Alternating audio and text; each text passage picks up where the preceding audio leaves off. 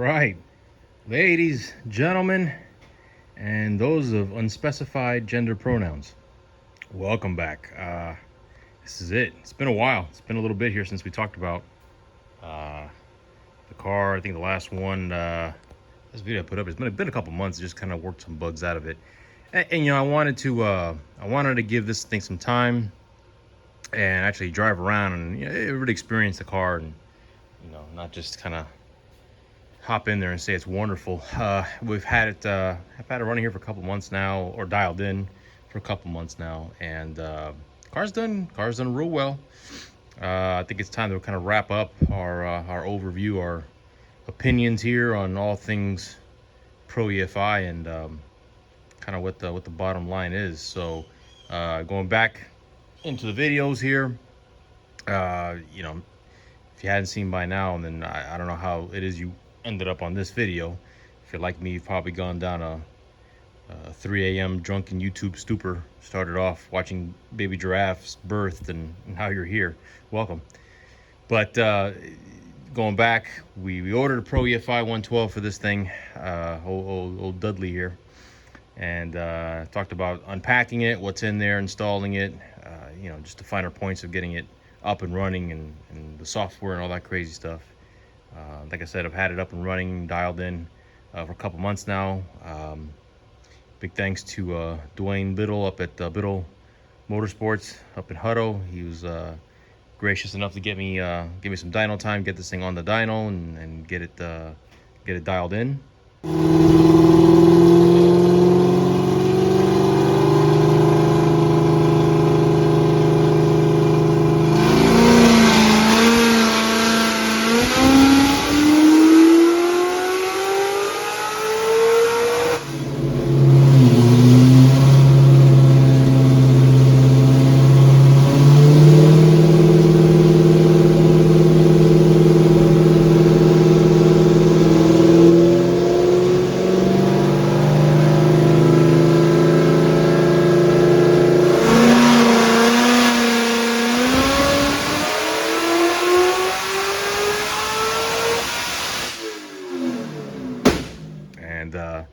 And that went pretty well. Car did well. Car made good amount of power. More than anything, it ran well. I mean, the dyno. If you've heard nothing else, God, hear this. Stop racing dynos. Stop racing dyno sheets. Stop chasing dyno numbers, dyno clout. I don't know. If it's good for the YouTube clicks, then hey, God bless, go for it. But anything beyond that, I've seen too many 1,200 horsepower cars get gapped by something that made like 200 or something like that less on a different dyno on a different day. It's just, there's so many variables. Use the dyno for what it is. The numbers, in a vacuum mean absolutely nothing. It's just a tool to help you dial in a car and see what the car is actually doing, how it's responding to what you're doing, and that's all it is. It's very difficult to guys strapping their car down to a dyno and up in the mine shaft air somewhere, and then comparing it to a guy up 10,000 feet elevation and wonder why it's different. Anyhow, get off the soapbox here. Bottom line is, I got it on there. We made the adjustments. Car ran great. That was all good stuff. After that, my whole experiment here, I wanted to get this thing on the dyno. I want to do the best that I can do with the software, given that I don't know it, and then turn it over to some pros and see kind of how much better they can make it perform. And I did that after we did our thing. Took the car over to ProSpeed, guys over there in Houston, and they went ahead and tuned it as well. They did their thing and got the car back, and the car ran great, which is to say it ran great before then. If I'm brutally honest, it was hardly a night and day difference, and I really wasn't expecting it. I mean, I didn't think the car was bad to begin with, but the long and short of it is, cars run great. It's actually running on the map that I made. I'm happy with that. I'm happy with the way the car runs, and I appreciate the guys over there. ProSpeed did a great job, but I just for what it was, I'm happy with the way the car is, and that's really all there is to it. Big thanks to Jason over at ProEFI, of course, and his crew, and keeping me up to speed. That's really the biggest thing when it comes to the ProEFI. It's the biggest difference with this guy is it's something that it's different. It's different if you're used to Holley, if you're used to, I don't know, Fuel Tech, Hall Tech. I'm sure they all have their own idiosyncrasies and stuff, but this one's a little bit different too. And lots of questions, lots of how-do's it. And Jason's tons of emails, tons of messages back and forth. He's been up to it, and he's got me here. Got the biggest thing here was getting the traction control dialed in, getting the nitrous to work, and as of a couple weeks ago, I got the nitrous dialed in. It's kind of the last thing on the menu there. Got it working, and that's it, man. Like I said, it's been running really good. I'm definitely happy with where we are. So I guess really the $64,000 question that's on everyone's mind. Might be like grab a stool here. That's what happens when you're old. Gotta sit down more. So the question is, all right, you'll know, I mean, you're happy with it. Well, hell, I already paid for it, so you better be happy with it. The biggest thing is, okay, if you had another 01, you had a chance to do it all over again, would you do it again? And that's the question that I've been asked a couple times. And, I'll be honest with you, even up until, a month ago or so, I wouldn't say it's a deadlock. And that's not an insult whatsoever to the system. It's just that, there's a learning curve involved. There's certain annoyances involved, although really it's not the system. It's more, lack of familiarity. It's hardly the fault of ProEFI or anything to that concern. But after getting the traction control stuff working, and now with nitrous control and watching it work and watching it do its thing, I am absolutely sold. And absolutely, man, if I could do it all over again, not only would I do it, but in lieu of the fact that there's going to be a surprise garage mate for this guy soon, I probably will end up doing it again anyway. So there's that. Yeah, I do recommend it. Without going too far into it, you go back into the other videos and I explained it a little bit deeper. But the bottom line is, it is different than HP tuners. That's a whole different language, right? If you're used to Holley and you're used to, having them hold your hand and sing you a lullaby and give you a soft kiss on the cheek as you're setting it up, well, that's not going to happen here.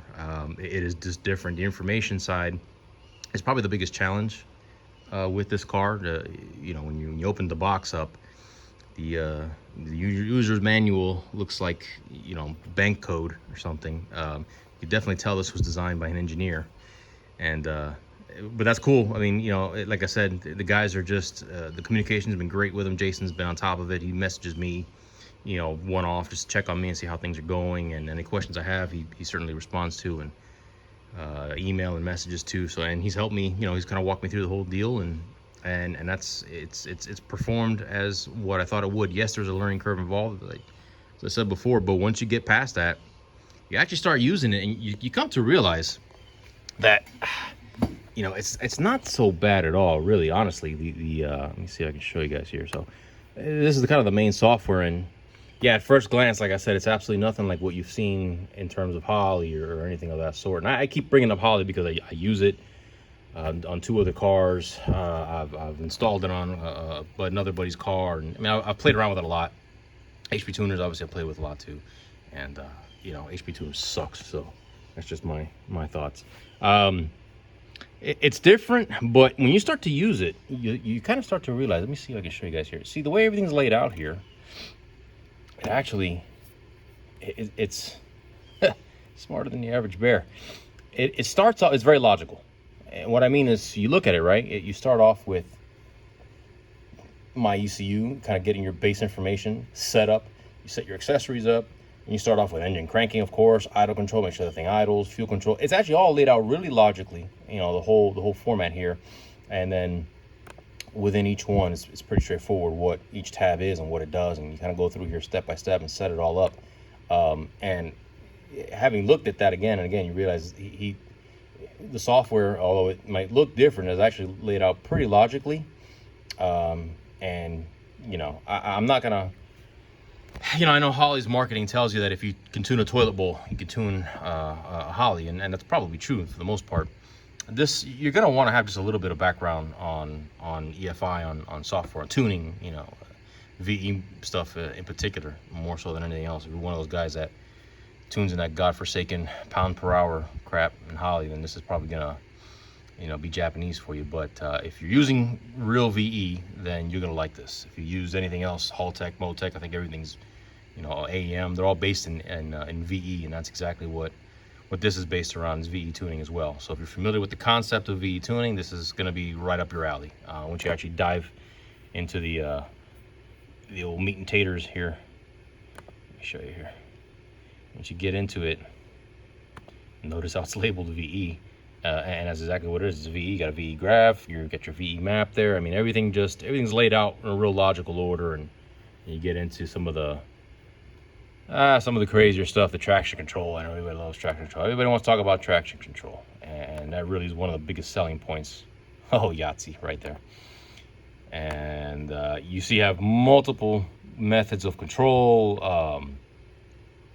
I use a differential wheel speed, which is probably the most common form of it. Just all it's going to do is measure front wheel speed versus driven or rear wheel speed, and when it sees a difference, i.e. you're spinning, it does its job. It pulls timing, and it's all customizable. It's all tunable. You know, how aggressive the pull, how much it gives back, and when, and all that stuff. It's all customizable, and it works, man. It absolutely works. I can show you guys something here. Bear with me.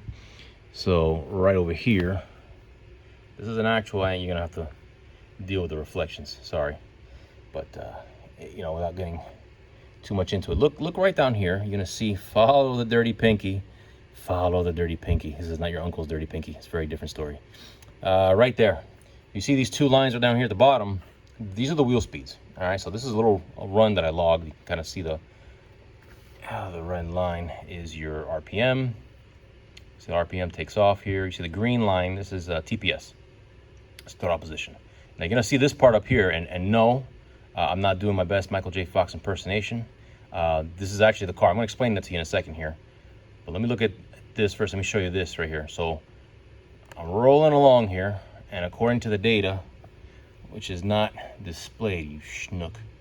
Let's open this thing up right here. More signals everywhere. More signals I don't know what to do with. Where is it? Here you go. So wheel speed. So we're rolling along. We're doing 44, 45 mile an hour. Kind of simulating a 45, 50 roll, right? And you smack the throttle. TPS shoots up. And right there, you see that those two lines right down here? See how they kind of deviate? I don't know where the hell that is driving by this hour. You see how those lines kind of deviate? Now you look. Driven wheel speed 61. That's the rear wheels. Front wheels going 51. So we obviously have wheel spin happening there. All right. Now, let's see if I can show you here. The other, oh, you son of a, I'm not showing it. God diggity. Well, in any event, oh no, there it is right here, stupid, it's right in front of me. This guy right here, see that, see that timing? This guy right here, this line, I'm highlighting it right there. That's ignition retard for traction control. So right as I smack the throttle and the rear tires take off, okay, they start getting away from me. This guy right here, there's your timing retard. Timing retard starts at about the same point. You can watch it pull timing down, and it starts to give it back a little bit here. And let's see if we can do this here. Yeah, there, yonder, right there. No, I can't. There you go. There you go. You sexy bastard, you. All right. Timing comes down as the wheel speeds slip, and the speeds start to come back in line. Starts to give you back some timing. Starts to give back a little too much timing. It starts to slip again. See that gap right there? 72 on the rears, 63 on the front. So you can see how quickly it reacts. I mean, this is all, I'm showing you this in obviously ultra slow motion here, but this is all in the span of half a second here. You see how quickly it's acting, how quickly it's pulling and giving you back timing, and the whole goal is to keep the rear wheels in line with the front wheel speed. Now I have the threshold set to, I think it's 6 or 7 mile an hour when it starts to pull. Like I said, that's all customizable.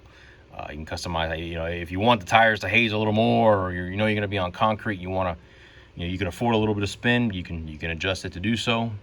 Or you want less, you know, you're, for whatever reason, you want to just stick it 1-to-1, well, you can do that too. So, but that's it. That's how it reacts. And then as we get a little bit further up into the log here, now we get into fourth gear, and fourth gear, it spins just a little chatter there in the beginning. You see that 101 versus 98, but it's coming back up. Now it's only 3 miles an hour. The mile an hour is getting closer and closer together, closer and closer together. Timing's coming back up, and now you reach 0. No more timing retard. You can see up here a nice, clean, smooth line. And you'll notice we talked about this little jittery guy right here. That's TPS. That's not me. That's the car. So it actually uses 2 forms of traction control. It'll actually not only yank timing back, but to prevent your exhaust valves from liquefying, it actually pulls back on throttle as well. Just yanks it back just a little bit and kind of plays with it, holds it there. 76 and 80, 76 is just kind of, it's using both here to help control tire spin. You know, timing retard is actually, you know, it's a wonderful thing, but you know, this will prevent EGTs from skyrocketing and turning your tight exhaust valves into very loose liquid valves. It just helps out. That's all. You say you throw, it's like a through third gear here, third or fourth. I don't know what the hell gear this is, but it should be third. And same thing. As soon as you throw the gear, you get the little blip right down here. So the wheels kind of take off, and you can see the timing come right down when that happens. But it starts to give it right back, and we're 1-to-1, or we're under the threshold within a couple miles an hour. So it gives me all the throttle back, it gives me all the timing back, and voila, we're flying now. So there it is, traction control at work. And it does, man. It works fantastic. Very happy with it. The road that I usually test on is like a crushed asphalt. It's not particularly wonderful, and so I can go out there and, you know, I can turn the TC off and hit it, and the car wants to change lanes on me. Turn TC on, and the car just bites and it goes straight. It's a pretty awesome thing. I think I have a video here.